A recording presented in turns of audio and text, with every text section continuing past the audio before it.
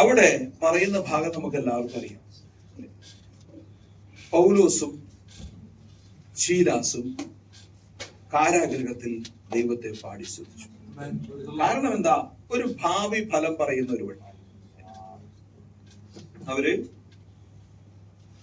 ഒരു ദിവസം ഇവരെ ഡിസ്റ്റർബ് ചെയ്തുകൊണ്ടിരുന്നുകൊണ്ട് ഒരു ദിവസം പൗലോസ് അവരെ പ്രാർത്ഥിച്ച്, അവളൊരു ഭൂതഗ്രസ്തയായിരുന്നു, അവളെ സ്വാതന്ത്ര്യമാക്കി.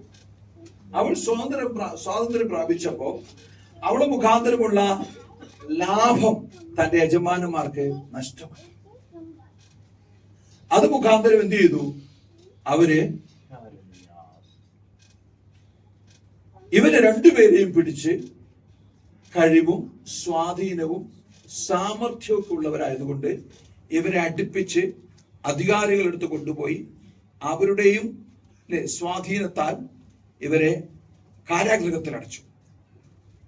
പക്ഷെ കാരാഗൃഹത്തിൽ എത്തിയപ്പോഴും സ്തോത്രം, അപ്പൊ കാരാഗൃഹത്തിന് പുറത്തും കാരാഗൃഹത്തിനകത്തും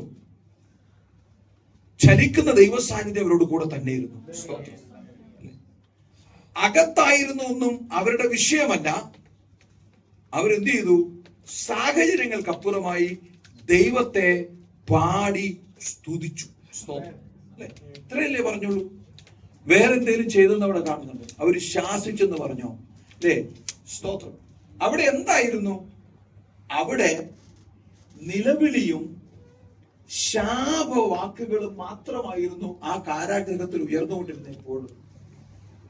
പക്ഷേ ഇവരവിടെ പോയപ്പോ ആ നിലവിളി മാറി, ശാപവാക്കുകളെല്ലാം മാറി. ഇപ്പൊ അവിടെ മുഴുവൻ സ്തുതികളാലും സ്തോത്രങ്ങളാലും മുഖരിതമായി നിറഞ്ഞു. അല്ലെ, അങ്ങനെ നിറഞ്ഞ് നിറഞ്ഞ് നിറഞ്ഞ് എന്ത് ചെയ്തു? അവർ പാടി ദൈവത്തെ മഹത്വപ്പെടുത്തി. നമ്മളിപ്പോഴും പാടണമെങ്കിലും സ്തോത്രം ചെയ്യണമെങ്കിലും സാഹചര്യങ്ങൾ നോക്കും, എല്ലാം അനുകൂലമാണോ നോക്കും. സ്തോത്രം. പ്രിയമുള്ളവർ, ഈ തടവറയിൽ, ഈ കാരാഗൃഹത്തിൽ എന്താണ് സാഹചര്യം അനുകൂലമായിരിക്കുന്നത്? ഒരു സാഹചര്യവും അനുകൂലമല്ല.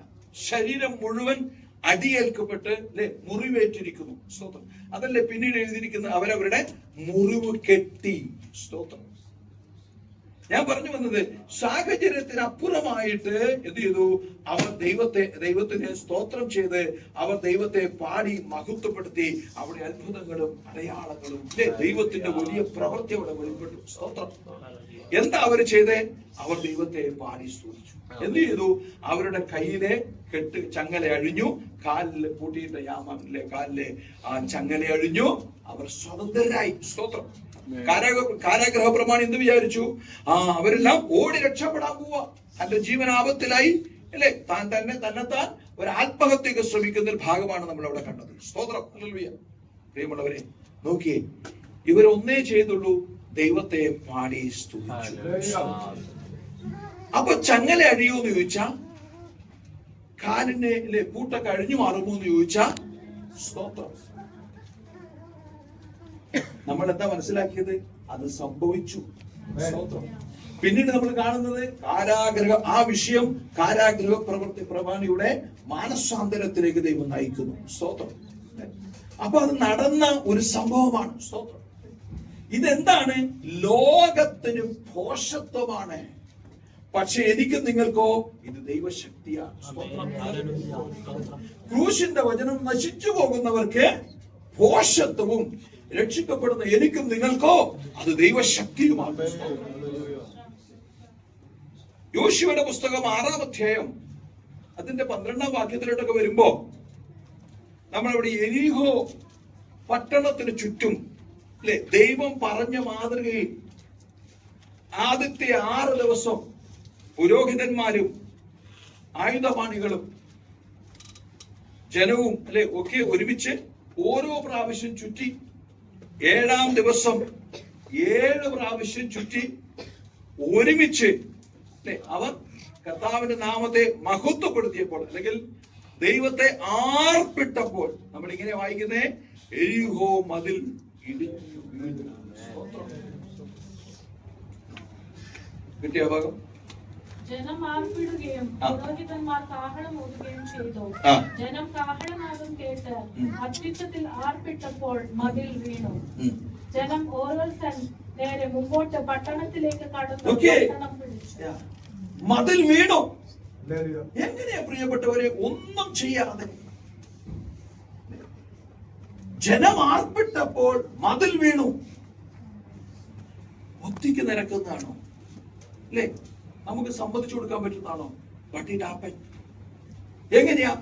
ദൈവം പറഞ്ഞു ഇത് ചെയ്യാൻ, അതുപോലെ ജനം ചെയ്യും. സ്തോത്രം.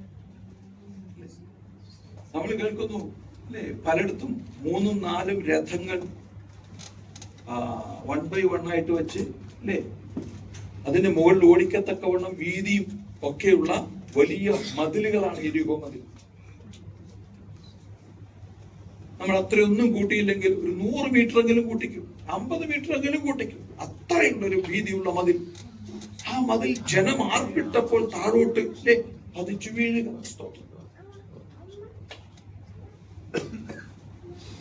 ഇത്രയേ ഉള്ളൂ. ദൈവം പറഞ്ഞു, ജനം അത് ചെയ്തു, ദൈവം പ്രവൃത്തി വെളിപ്പെട്ടു. നമ്മളെന്താ വായിച്ചേ? സ്തോത്രയാഗത്തിന്റെ മഹിമ. നീ ഇത് ചെയ്തു വാ, നീ ഇത് ആരംഭിക്കും. നിന്റെ ഹൃദയം സ്തോത്രങ്ങളാണ്. ഹൃദയം നിറഞ്ഞത് വായു പ്രസ്താവിച്ചുകൊണ്ടിരിക്കട്ടെ. അങ്ങനെയാ പ്രിയപ്പെട്ടവരെ നമ്മെ ഓരോരുത്തർ ദൈവം കരങ്ങൾ ഉപയോഗിക്കാൻ പോകുന്നത്. സ്തോത്രം. ഇന്ന സമയത്ത് ആരെങ്കിലും വന്ന് തലയ്ക്കരി വെച്ച് പ്രാർത്ഥിച്ചാലല്ല ഇതൊന്നും വെളിപ്പെടുത്തുന്നത്. സ്തോത്രം. ഇങ്ങനെയാണ് നാം നമ്മെ തന്നെ ദൈവസന്നിധിയിൽ ഉറപ്പിക്കുന്നത്. സ്തോത്രം. സ്തോത്രം. ഇവിടെ നമ്മൾ എന്താ വായിച്ചേ? അവിടെ ഒരു കാര്യം കൂടെ നടന്നു അല്ലേ? രാഹാബിനെയും തന്റെ കുടുംബത്തെയും ദൈവം രക്ഷിച്ചു. നമ്മൾ എന്തായിട്ട് വായിക്കുന്നു. സ്തോത്രം. എന്താ അവർ ചെയ്ത കാര്യം? തന്റെ ദൂതന്മാർ പോയപ്പോ അവരെന്ത് ചെയ്തു? അവരെ സംരക്ഷിച്ചു, സൂക്ഷിച്ചു. അവിടെ നമ്മളൊരു കാര്യം മനസ്സിലാക്കാം അല്ലേ? ഒരു കാലത്തും നീ ചെയ്ത ചെറിയതാകട്ടെ വലിയതാകട്ടെ നിന്റെ പ്രവൃത്തി മറന്നു കളയുന്നവനല്ല. പലപ്പോഴും പ്രവാസികൾക്ക് ഇങ്ങനെ ഒരു വിഷയമുണ്ട്. അവർ ചെയ്യുന്ന പ്രവൃത്തികളൊക്കെ വെള്ളത്തിൽ വരച്ചതുപോലെ അല്ലേ, വായു വരച്ചതുപോലെയൊക്കെയാ. ഒന്നും അറിയത്തില്ല. എന്ത് ചെയ്തു? വർഷം 25 30 40 പക്ഷേ ഒരാളൊരു ചോദ്യം ചോദിച്ചാൽ മറുപടി പറയാൻ അറിയത്തില്ല. മറുപടി പറയാനൊന്നുമില്ല. തനിക്ക് ആകാവുന്നതൊക്കെ ചെയ്തു. സ്തോത്രം. പ്രിയമുള്ളവരെ, നമ്മുടെ ഏറ്റവും പ്രിയപ്പെട്ടവർക്ക് പോലും അങ്ങനെയുള്ള കാര്യം നമുക്ക് മറുപടി കൊടുക്കാൻ കഴിയുന്നില്ല എങ്കിലും ഭാരപ്പെടരുത്, ഭയപ്പെടല്ലേ. നിന്റെ ചെറിയ പ്രവൃത്തി പോലും അറിയുന്നവനാണ്. നിന്നെയും നിന്റെ കുടുംബത്തെയും ദൈവം സംരക്ഷിക്കും, ദൈവം സൂക്ഷിക്കും. ഒരു കാലത്ത് എന്തല്ല, ദൈവം ആരെയും മറക്കത്തില്ല, ദൈവം മറന്നു കളയത്തില്ല. വായിച്ച ഭാഗത്തേക്ക് വരാം. എബ്രായ ലേഖനം 13:15. സ്തോത്രം. ഹല്ലേലൂയ. അതുകൊണ്ട് അവൻ മുഖാന്തിരം അല്ലെ, സ്തോത്രം, അവൻ മുഖാന്തിരം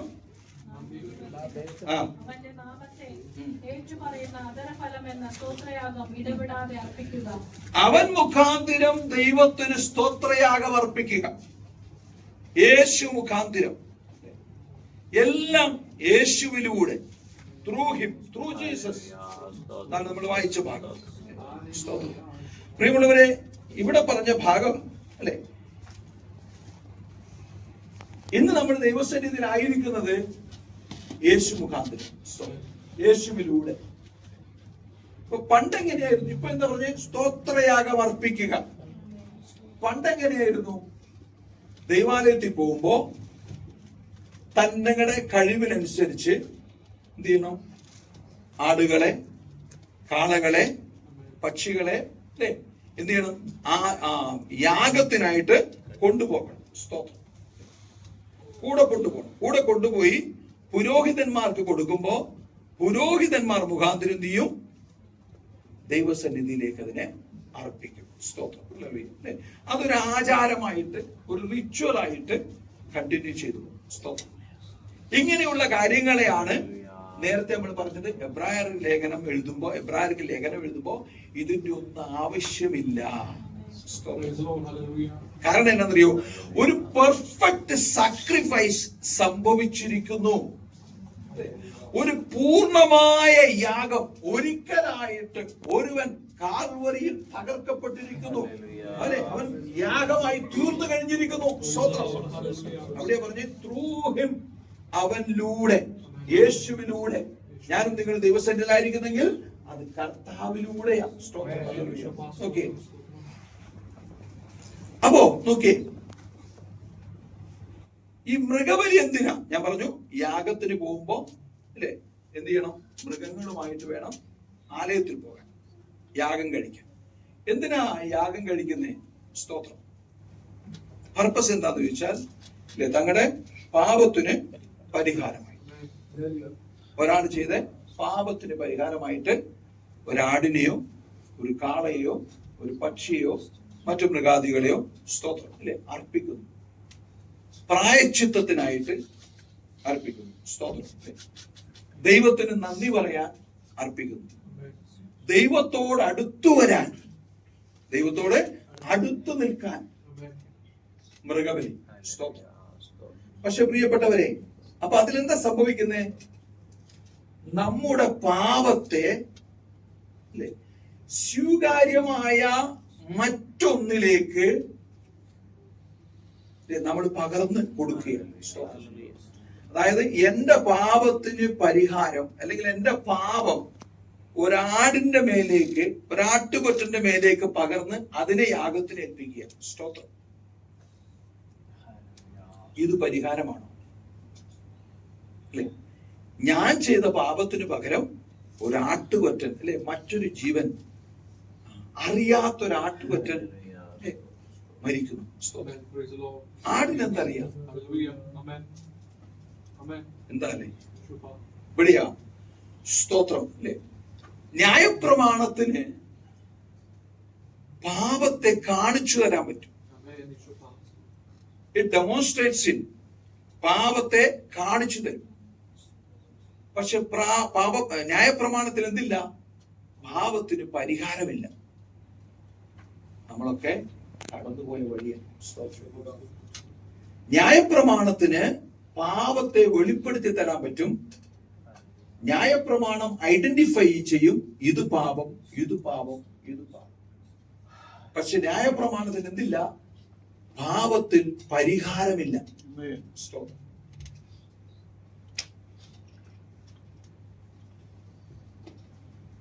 നമുക്കും അറിയാം, വേദപുസ്തകം തന്നെ പറയുന്നു, പാപത്തിന്റെ പരിണിത ഫലം, lots of consequences. പക്ഷെ നമ്മൾ എത്ര പേർ ഈ പാപത്തിന് പരിണിത ഫലം ഉണ്ടെന്ന് പറഞ്ഞാലും, സീരിയസ് ആയിട്ടുള്ള പരിണിത ഫലം ഉണ്ടെന്ന് പറഞ്ഞാലും അല്ലെ, പലപ്പോഴും നമുക്ക് പാപം അല്ലെ സന്തോഷം നൽകുന്നു. അല്ലെ, പലരും ആ സന്തോഷത്തെ അവോയ്ഡ് ചെയ്യാൻ മനസ്സ് കൊടുക്കുന്നില്ല. ഇപ്പോഴും അവസരം കിട്ടിയാൽ, ചിലരില്ലേ, അവസരം കിട്ടിയാൽ ആരും കാണുന്നില്ലെന്ന് ഉറപ്പാക്കി ആ കാര്യത്തിലോട്ട് കൈവയ്ക്കും. പുതിയ നിയമത്തിലോട്ട് വരുമ്പോ ഹൃദയത്തിൽ വിചാരിച്ചാ മതി, കൈവയ്ക്കുകയും വേണ്ട, ഒന്നും ചെയ്യുകയും വേണ്ട. ഹൃദയത്തിൽ ഒരു നാമ്പെടുത്താ മതി. സ്തോത്രം. You are in trouble. പക്ഷെ അപ്പോഴും പാപം അല്ലെ ഒരു സുഖം. കഴിഞ്ഞ ദിവസം കേട്ടില്ലേ? ജഡം, ലോകം, പിശാച്. നമ്മുടെ ഏറ്റവും വലിയ ശത്രു, ഒരാത്മീയന്റെ ഏറ്റവും വലിയ ശത്രുവാണ് തന്റെ ശരീരം, തന്റെ ജഡം. നമ്മൾ പാർക്കുന്ന ഈ കൂടാരം അല്ലെ, സ്തോത്രം, നമ്മുടെ ഏറ്റവും വലിയ ശത്രുവാണ്. ഇതെന്തിനാ ഇപ്പൊ പറയുന്നേ? അടുത്ത 7 ദിവസം നമ്മൾ ഉപവാസത്തോടെ ഇരിക്കാൻ പോവാ ദൈവസന്നിധിയിൽ. ഉപവാസം എന്നത് പാരമ്പര്യമായി നാം ചെയ്യുന്നത് പോലെ കേവലം ഭക്ഷണം അല്ലെ ഉപേക്ഷിച്ചത് കൊണ്ടായില്ല. ഭക്ഷണം ഉപേക്ഷിക്കുന്നതിനപ്പുറം നമ്മുടെ ഹൃദയം കൊണ്ട് ദൈവസന്നിധിയിൽ ഒരുക്കപ്പെടുന്ന സമയം Hallelujah. Praise the Lord. തങ്ങളെ തന്നെ ദൈവസന്നിധിയിൽ ഏൽപ്പിച്ച് കുറവുകൾ കണ്ടെത്തി പരിഹരിച്ച് ഓരോ ദിവസവും ചുവട് മുമ്പോട്ട് വയ്ക്കണം. Hallelujah. Praise the Lord. Hallelujah. നമ്മൾ ആരും പറഞ്ഞതല്ല ഇന്ന പോലുള്ള ആൾക്കാരുണ്ട്, ഇന്ന പോലുള്ള കാര്യങ്ങളാണ്, അതുകൊണ്ട് ദേവദാസന്മാരെ ഇന്ന വിഷയം പ്രാർത്ഥിക്കണം, ഇന്ന വിഷയം പ്രസംഗിക്കണമെന്ന് നമ്മളാരും പറയത്തില്ല. പക്ഷെ ഒരു കാര്യം ഉറപ്പാ, നമ്മുടെ ശുദ്ധീകരണത്തിനായിട്ടുള്ള ദൈവിക ആലോചനകളും ദൈവത്തിന്റെ തിരുവചനവും ആ ദിവസങ്ങളിൽ വെളിപ്പെടും. Praise the Lord. Hallelujah.